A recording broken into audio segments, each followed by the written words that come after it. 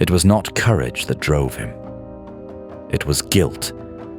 The man we now know as Georgid the Breaker was once a knight, an oath sworn, a sworn protector of the free cities of Kaerok.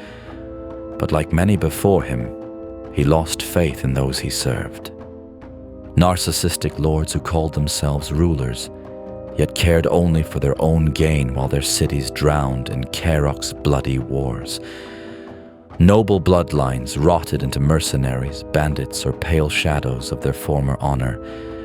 Georgid broke his oath and abandoned his home, and he was proud of it. Not because he turned his back, but because he turned towards something greater. Georgid swore a new oath, not to kings or crowns, but to the people of Arnoc, a city that still believed, that still hoped. But then came the night that even Arnoc's proud citizens lost all hope. The streets were adorned with garlands. Children laughed beneath the lanterns of the coming Yulefest. But beneath the cobblestones, rot stirred. A chorus of rat whistles signaled what was to come. First came the scratching, tiny claws echoing from the shadows. Then they emerged. Thousands of plague-ridden rats, foaming, diseased, eyes wild with madness. They poured out of sewers, cellars, even the wells. Their purpose was the total annihilation of Arnoc. And their weapon? A pestilence so vile, so unnatural that even Teleria's most learned healers could only watch in helpless horror. Boils erupted. Fevers burned like wildfire. Death crept through the streets like fog on a cold autumn dusk. "The plague is in their blood," cried one healer. But for many it was already too late. Those bitten, decayed, alive. The Council of Arnoc gathered in panic, their faces pale, their voices shaking. "Gnishak Vermin Lord, the Rat King, he's behind this," cried a ragged rat-catcher, bursting into the chamber with a bundle of diseased vermin. "I saw him, that cursed Skinwalker prince." The council was paralyzed with fear. No knight, no sacred warrior of the Sacred Order dared to face the Skinwalker menace.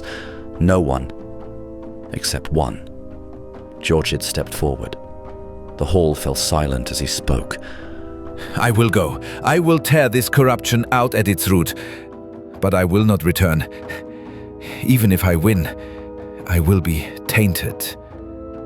A murmur rippled through the chamber. A traitor. A deserter. A man who betrayed his banners. He's to be our salvation? Spat one armored noble. And then it happened. The light changed. The air shifted.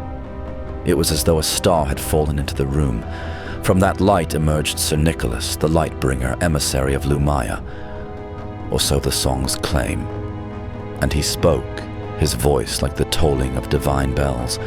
"Would you give your life, your flesh and blood to protect the light?" Georgid nodded once, solemn, unshaken. "Then be now of unyielding steel. Let your strength be boundless. Let your blades cut through every shadow. Be the warrior this land needs.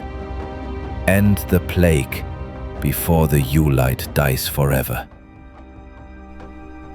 And in a flash, he vanished. Left behind was Georgid, encased in silver steel, his face hidden behind an iron mask, his eyes unflinching with purpose. He spoke not a word as he descended into what once was the heart of the city, now a nightmare of darkness, stench, and death. What happened in the catacombs of Arnoc, no one knows. They heard screams, saw flickers of light. Some say even the ground trembled. But this is known. The rats fled, the plague vanished, and the Yulelight burned brighter than ever before. Georgid, however, was never seen again. And so they named him Georgid the Breaker. Not only for shattering Gnishak's festering stronghold, but for breaking something no one thought possible, the darkness itself.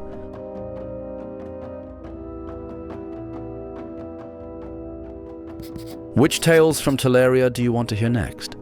Just let me know in the comments. And if you like the stories, I would be very happy about a like or a subscription. That way you support me and this channel.